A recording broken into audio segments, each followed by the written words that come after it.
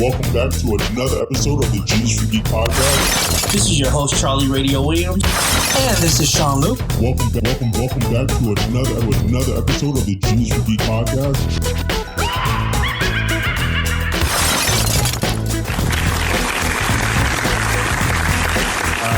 I'm dying. We're recording. Okay, good. Now that we talked about your microphone that your pimp bought you.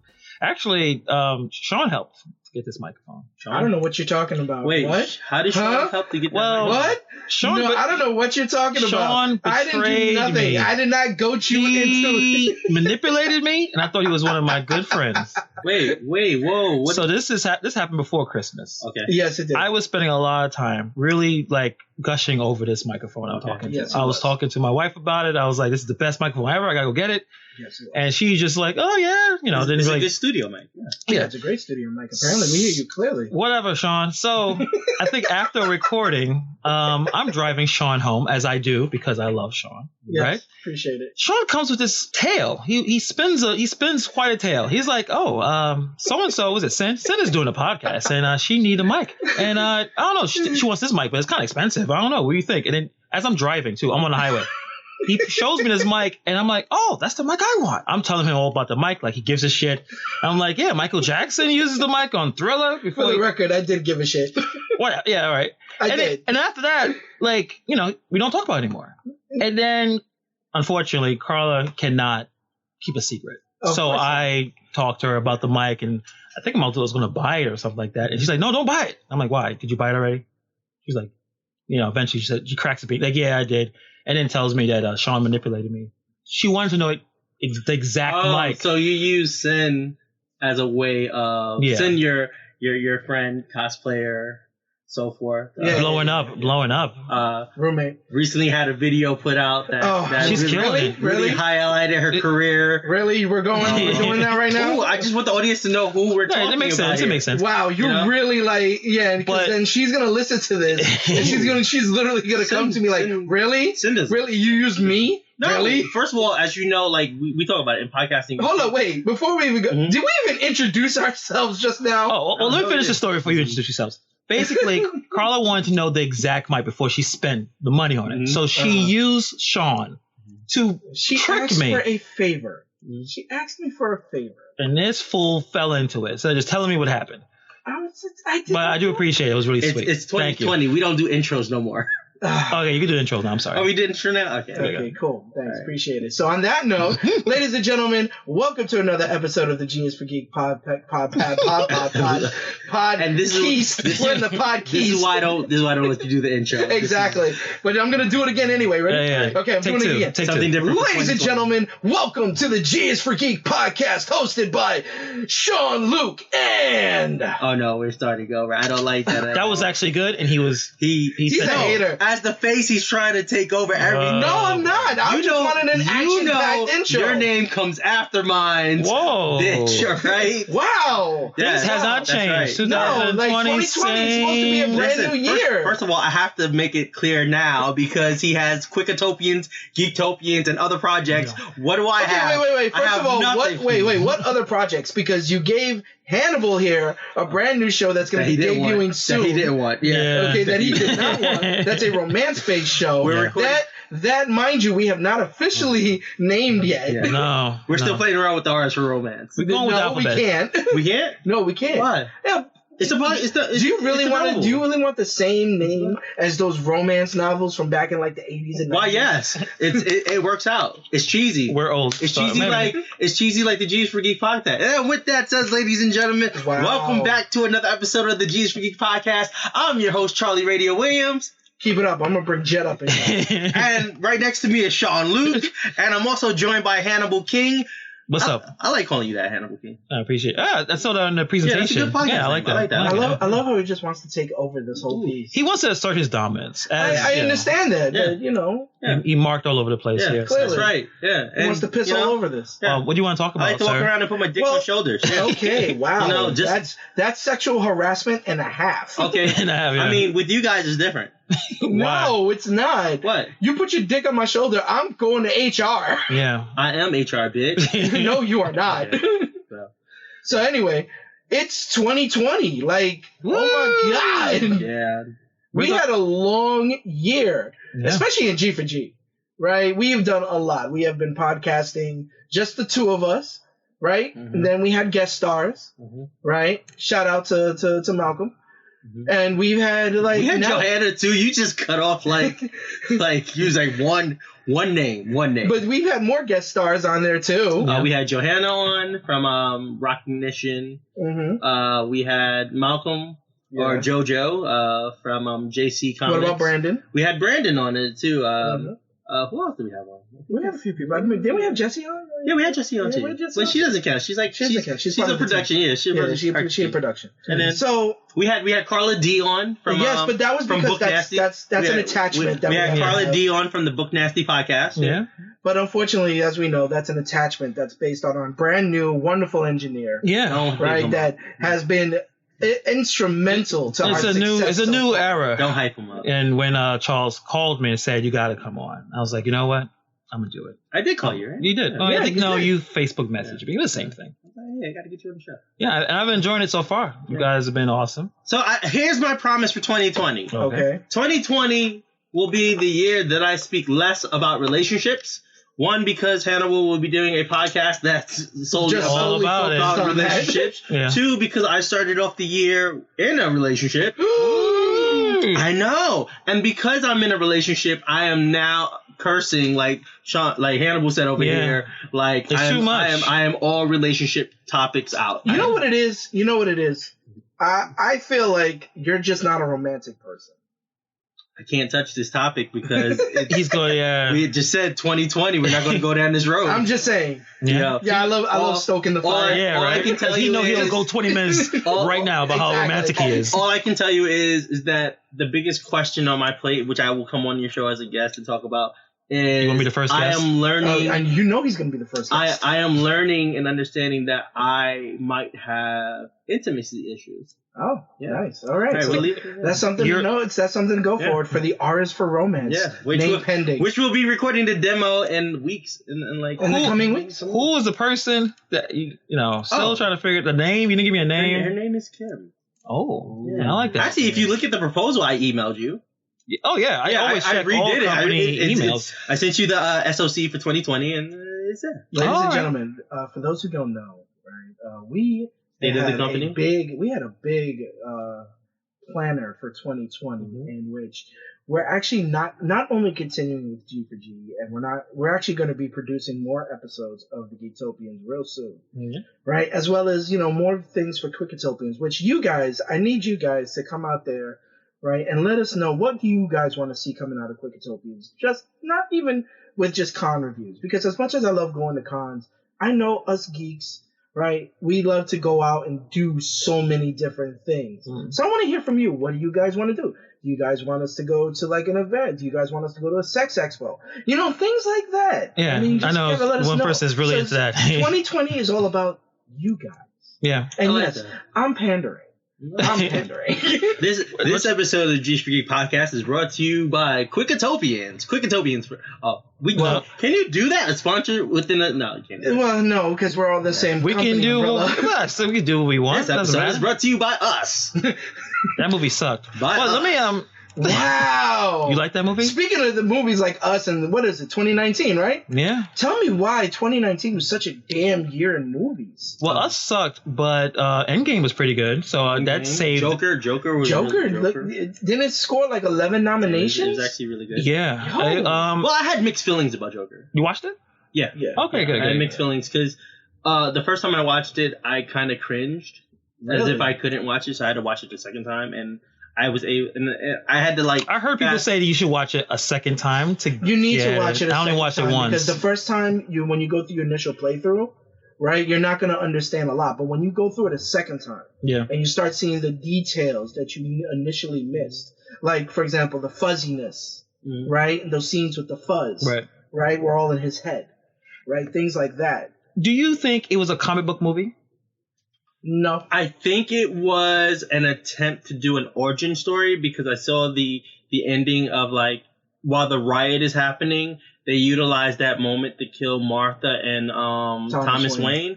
So I guess it is. I wasn't really happy with them trying to align the two incidents. Like, part of me, I feel 50-50. Like, I was kind of happy with them aligning it to say, like, oh, Joker helped to create the Batman that Bruce Wayne became. Right. I just didn't like how there was something about the tie-in. Now, here's the plot twist, though. If you really think about it timeline-wise, right? If you think about it timeline-wise, that Joker is not the same Joker Batman faces. Yeah.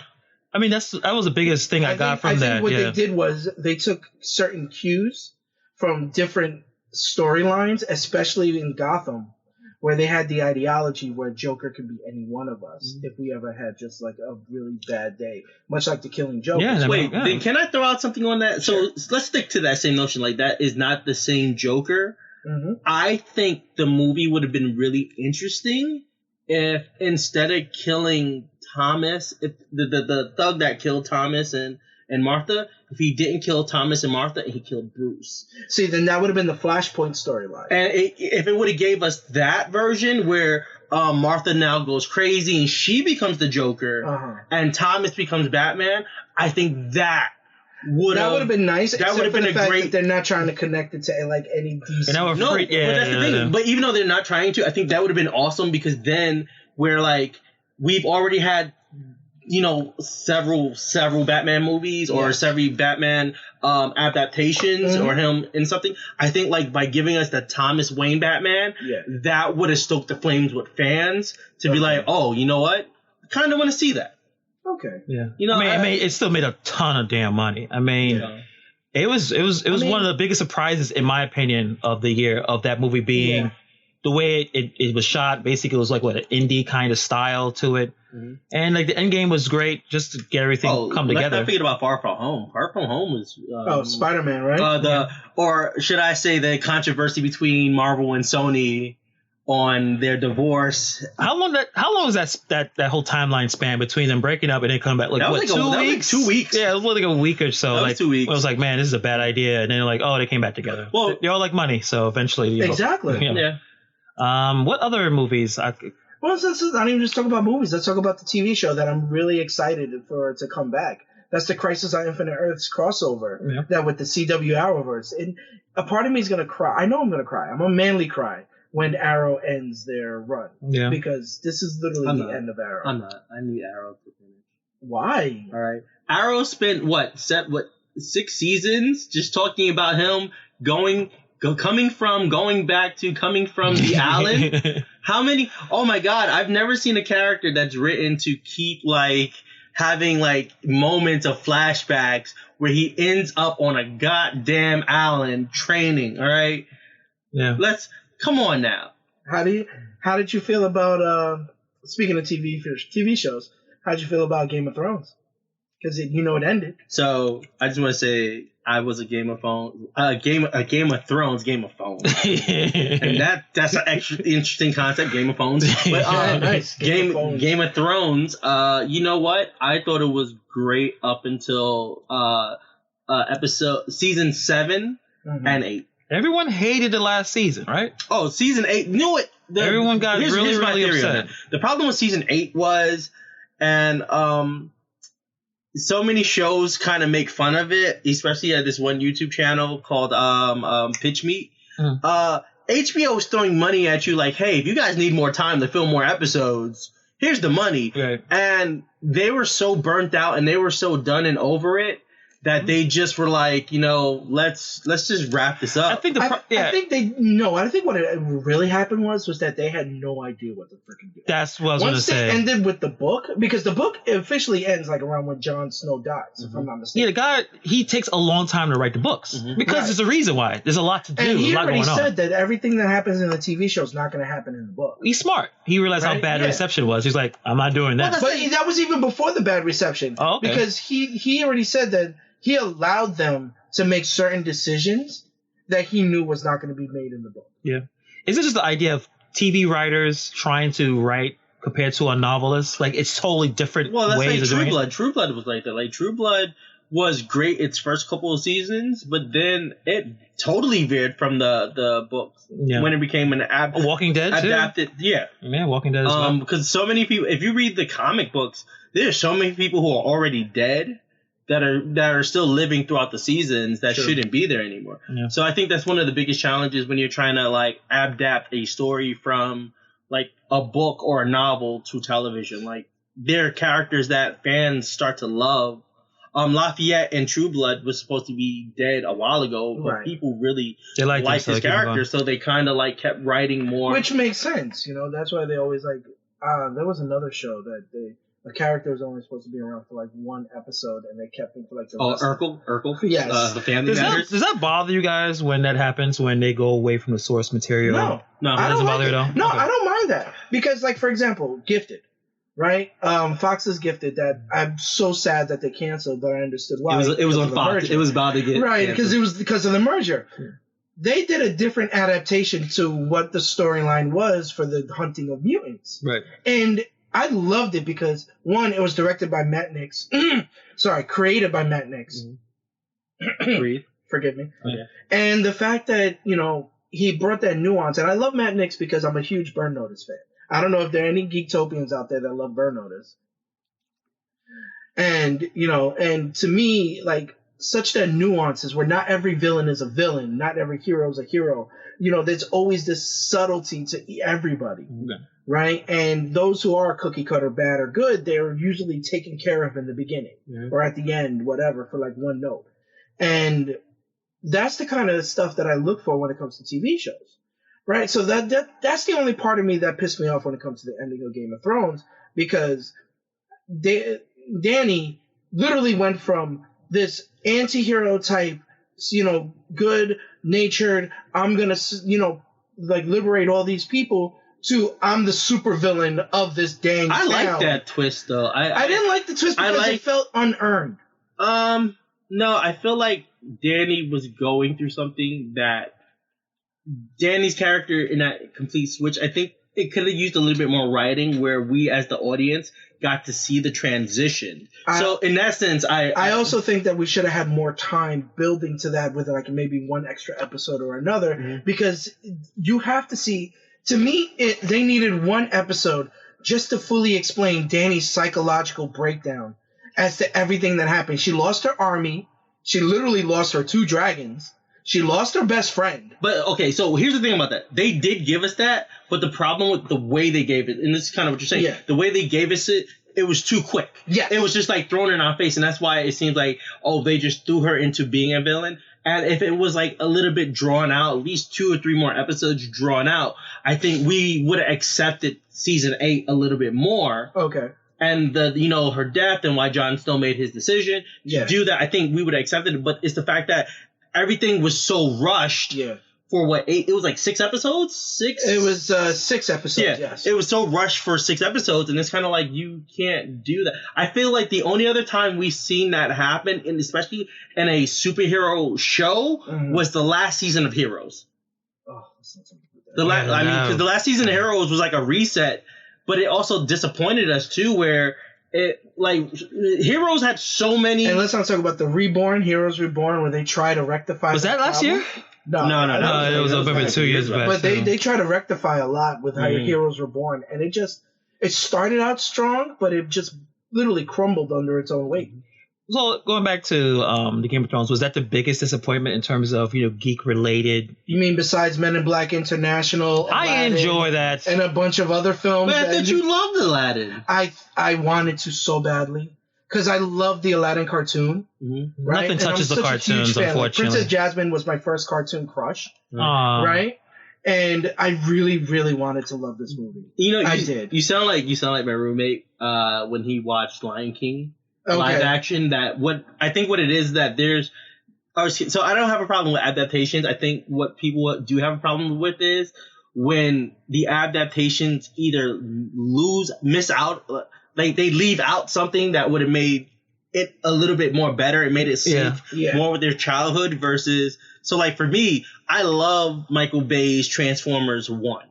The very first. Yeah, the first one was good. Yeah. The very first one. Yeah. Until he killed my favorite childhood character. Yeah. And Jazz? Yes, favorite childhood character. I'm like that was like my first. Like, I felt like Jazz was just like a side piece from the. In the movie, you know he didn't take him seriously. If you know Transformers lore, no, I know Jazz is Optimus second in yeah. So for me, like growing up and being a Transformers collector and diving in, like part of the whole series was killed because I felt like you could have taken any Autobot. You could even put an Autobot that nobody knew of or nobody really cared. Just made up one. And I mean, he was doing that all the other movies for like the next few films. You could have just created an Autobot that nobody really gave two shits about, like killed them, and we would have been like, oh no. Okay, but you got to understand. All right, one, if you really look at that first movie, we're not going to talk about the rest of it. Let's just dissect the first movie real quick. Then we're going to go back to our recap. Yeah. One, they changed everything. They made Ratchet his right hand, if you really think about it. Right? Followed by Ironhide. So Jazz was just a simple soldier next to Bumblebee. Yeah, and I didn't like that. Right? Like, I felt like... And they gave him a generic rap type, like, attitude. So I do hope that that at some point we get to a stage that we're so far How did you feel about Bumblebee? The movie? Yes. So I like Bumblebee the movie because it kind of it filled in some of the things that happened. I didn't have a problem with it. Like, I enjoyed it. I enjoyed it for two reasons. One, I enjoyed it because they gave us what we were looking for what our Transformers looked like and how they interacted. Like, they gave us that little retro look, especially Soundwave, which is like one of my favorite Transformers. When he brought out Ravage or Ravage. Okay. Oh my god, that was great. And then Laserbeak. Wait, I do have a pet peeve about that movie. So my pet peeve about the Bumblebee movie stems from the Transformers movie in general. Okay. So the fact that they were able to get the legal rights from Volkswagen to turn him into a Bumble, into a B, right? And then fast forward, they turn him into a Camaro, right? Yeah. So my problem with that is I would have liked for that to be the reverse. For him to have been the Camaro that he first showed up in Transformers. And then, Bumblebee, because he would have been a Camaro. So that to me showed that they want to do a soft reboot of the franchise. Well, because if you look at the first Transformers movie, he was the original Bumblebee. He was in that original car. He was. No. He was. No, he was the Camaro. Into the middle of the movie. No. Remember, he was the earlier edition of the Camaro. Was he? Yeah. When Sam Witwicky first gets him, he's that more sleek, old school, like they were showing in the Bumblebee movie, Camaro that he turns into, and then he upstaked to the Mustang, the more modern day Ford Mustang Camaro. But I feel like I would have liked the reverse. But the only difference about my universe on this theory is if he turned from that Camaro into a Bumble, it would have been a more modern Volkswagen Beetle. But I get it. They wanted to create Bumblebee into this like kid-friendly character who also looked awesome. Well, and I didn't like the commercialization on Bumblebee. Well, Bumblebee's been commercialized even before that movie. Jazz could have been commercialized. First of all, if you look at the 1984 Transformers cartoon, tell me how Wheeljack got more of a publicity on the cartoons than Jazz did. If you look at the 1984 Transformers cartoons, right? Here's the thing about Bumblebee. He was a bitch. He is a pure definition of what is written on the back of his card, and every G.I. Joe character on their card, he was a scout. His job was to go out and see what was happening and report it back. If you look at the original 1984 to 1985 Transformers cartoons, he got little action. Okay. All right. Why are you hating on the Pikachu of the Transformer franchise? I'm just... Okay. Oh, speaking of Pikachu. That came out last year, too. Yeah, Detective Pikachu. That was my... and we segue back, baby. Yeah, that was a good segue. That was my biggest surprise. Not a Joker is the fact that first of all, I paid the tickets to watch it and then watch it and enjoy it. Oh, we saw it for free. Yeah, we went to go see it for free, but then I went to go see it again with the little one. Yeah, I thought it was a great movie. It was a little too dark, as in filming. Yeah. Some scenes, but I think it was great. It's the best ever video game adaptation so far. Well, the Sonic is. We don't know that for sure yet. Is that coming out in February? That's actually coming out. And it's coming out based on the memes, which I do agree with. we are 2 characters into a Smash Bros. Movie. All right. The Smash Brothers. I'll be honest. I don't know if it's gonna do well. Like, I have a feeling like they already had to redo the character design. Has to do well now. Like, you feel obligated now. I hope it does because the people at Sony and the people who made the movie literally acquiesced and listened to the fans. Well, I think even if you look at the trailer, I think the trailer post to them like redoing designs. I don't think people had an issue with like the action and kind of like the idea of Jim Carrey like carrying the movie. No, but I think he's good as Dr. Robotnik. Yeah, he should be able to. Although people were worried about like they wanted him to be fat or whatever. You know, I think he becomes like from what I understand. The end of the movie is that he becomes Egghead, but he ends up going to Sonic's universe. Yes, that's what happened. And I think that would be an interesting sequel if they can pull off. Can we also talk about the fact that how movies are like spoiling their own, how trailers are spoiling their own movies? Personally, I don't watch a lot of trailers. I just watch, if I go into movies, I watch like the teaser trailer, that 30-second clip ones. Yeah. I don't like the 2-3 minute. Because you basically give you all the acts of the movie. And that's what we won't do here on Geeks for Geek. We won't do reviews and we won't do spoilers. Yeah, anyway. No, because to Hannibal's point, like YouTube kind of really does spoil. Like the moment you watch one video on a movie coming out, you get like 30 different recommendations on movies that are coming out and people's views. And and you know what? To me, that's fine because I don't mind listening to fan theories because I'm like, yo, that would sound nice. That would sound great. See, a fan theory is different than people actually like. Well, they analyze everything. Like analyze. It's like, but that's the thing. Like, you should analyze something because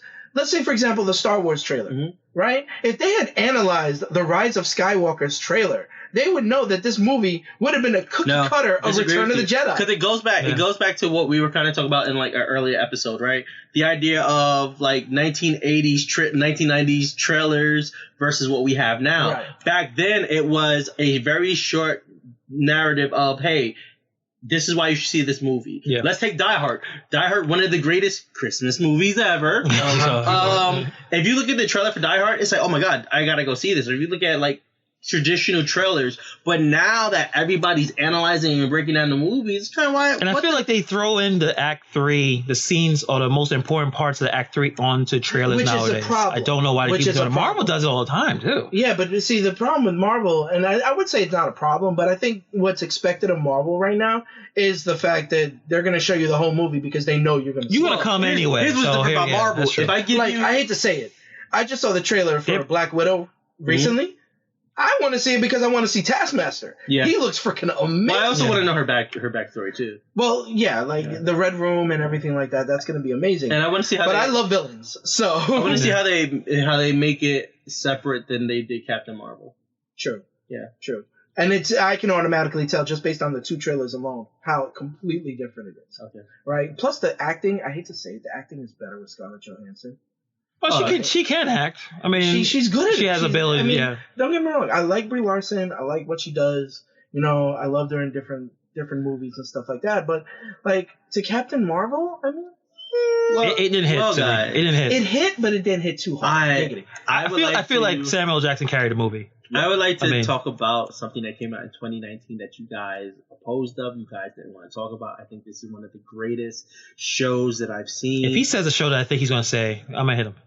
Disney Plus gave us. I knew it. I knew he was going to do that. The Mandalorian. I knew it. And guys, if you go back and listen to previous episodes of the Geeks podcast, he cursed out George Lucas's name on the show who was like, I'm going to watch this. This is great. Not true. And Hannibal and Sean didn't want to watch this. And I'm like, wow, this show, Baby Yoda aside, it reinstored and lit the flame that I have for the Star Wars universe. Was it better than Rise of Skywalker? Oh, hell yes, it was. I want to see that. I say that because for these short episodes, it really gave you the feel that you were in a cinematic show, to which I'm not only happy about seeing that with how Kevin Feige handled the directing and the filming of The Mandalorian.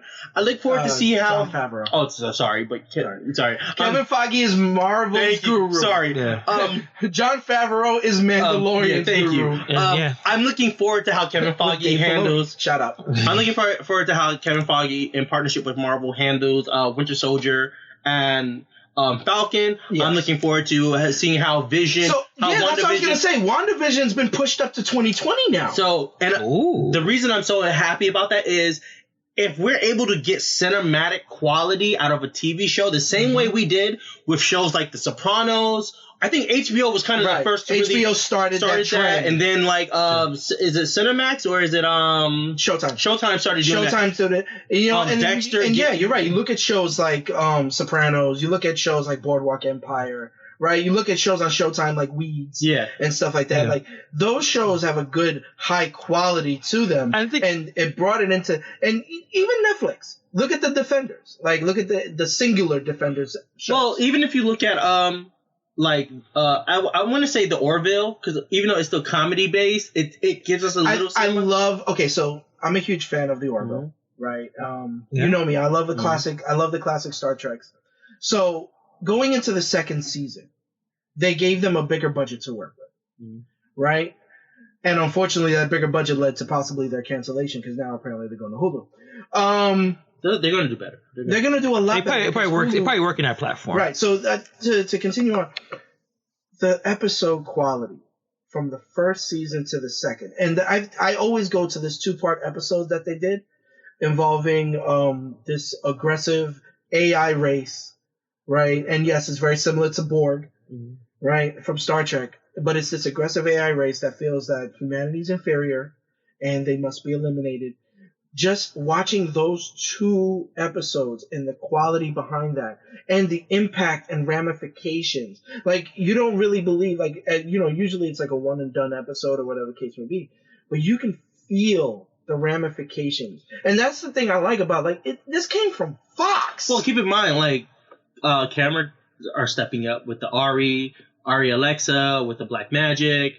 There's just with Sony, there's better equipment out there. One of the things that I also want to mention for 2019 that I'm mad that you didn't bring it up. What? Star Trek Discovery. You know why? Because I am one of those people that initially did not like it.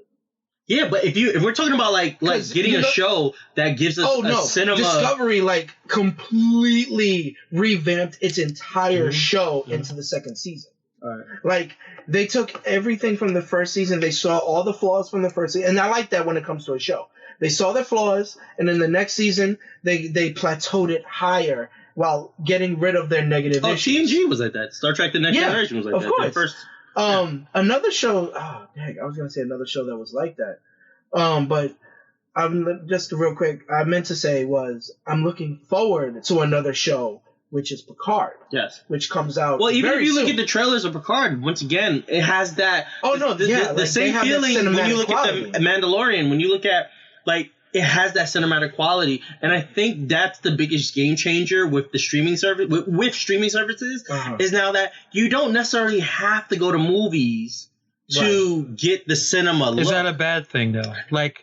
There's certain movies that we should watch in theaters, but our TVs are amazing now at home, 4K and all that. And a lot of people, I think is it Spielberg I think it's Spielberg. Scorsese, who don't like the idea of we made these movies for TV or theater. Well, the thing, and so now those experiences are taken away now. Here's my view on that real quick, because we're gonna have to wrap. We're gonna have to wrap up. So here's the deal. I used to think that streaming services were the death of cinema. I still think that, but I think what's going to change about cinema is, especially because of superhero movies and Star Wars, and this is just my take on it. You're going to get these shows, and it's going to be like anime, right? Where you get these shows that are based off of the way that anime is based off of manga, that build up a suspense in the storyline. And then what cinemas are going to do different is say, hey, if you want more of the epic story, come to the movies. And I think the movie version is going to be more epic and more big scale budget. I think that's what they're trying to do for Marvel. Yeah. Because Marvel is literally setting up their shows to be into the movie counterparts. Mm-hmm. Like WandaVision is literally a direct prequel, if you will, to Doctor Strange and the Multiverse of Madness. And that's kind of good too. Well, I think it only works in the genre of superhero movies, where okay, while we're working on these movies, instead of you losing focus on on what's about to happen, you have something in between that you can continue watching, that when the movie does come out, you're so caught up and you're ready for the But that's the funny part. That's what originally was supposed to happen for these Marvel TV shows, like Agents of S.H.I.E.L.D., Agent Carter, The Defenders, things like that, right? And I guess because it wasn't under Kevin Feige's control, right? He just didn't pay attention to it. Something I have to look into. I did see an article recently saying that in 2020, the Defenders are coming back under Disney. Okay, it's not under 2020. Okay. Right now, it's just they're having talks of having 2 of the Defenders come back. Okay. And it's supposed to be for the Shang-Chi film. Okay. Right? And it's supposed to be Daredevil and Iron Fist. Because what they're doing is they're doing it like the old Bruce Lee film, where Shang-Chi goes to a tournament, right, and competes in that tournament with a bunch of other superpowered, or at least, martial arts heavy individuals, right? And that's supposed to how that brings in. Okay. Right? Yeah. So my final thought, finishing off with the MCU, we saw the New Mutants trailer. Oh my God. Yes. I'm a big fan of the New Mutants. I told you right? I have all my X-Force and New Mutant. Well, yes. I have all my X-Force comics. I want to really get into collecting like classic New Mutants comics. Yes. So I think this is the movie that's going to introduce the mutants to the MCU. Well, it's already a Marvel. It's a Marvel. It's a Marvel film. Marvel yes, Fox, but remember, but it was made by Fox. Yeah. It was the last Fox film because let's face it, Dark Phoenix. Whoo! That was trash. 2019 trash. I think that was the worst of all the movies, right? Of the comic book movies, the last. I still think Last Stand. I still think Last Stand was for 2000 is the worst because it changed the whole. It changed the whole page of everything. Yeah. Wolverine Origins has the worst ending. Yes, it does. Okay. Yes, it does. So real quick, before we head out of here, your predictions for this year. What do you think is going to be like the biggest thing? What are we going to be talking about in December? Sketchpad is going to be big, and Sean is going to pass out from an overdose of being surrounded by strippers and cocaine. I mean, that's love right there. I don't know about all that. As far as movie and TV predictions, I do look forward to the upcoming movies now. I think this 2020 slate, as minuscule as it is comparingly, it looks really good. We're talking about the Eternals in November. Wonder Woman 84 in June. Mm-hmm. Right? We're talking about even the Birds of Prey movie that's coming out. I want to see it. See, my prediction is that DC is going to finally start. I mean, it's already happened with the Joker, but DC is going to start closing the gap. I think that's my thing. I think it's going to happen. Harley Quinn I feel like the Birds of Prey and the Fabulous Emancipation of Harley Quinn, that is the full name.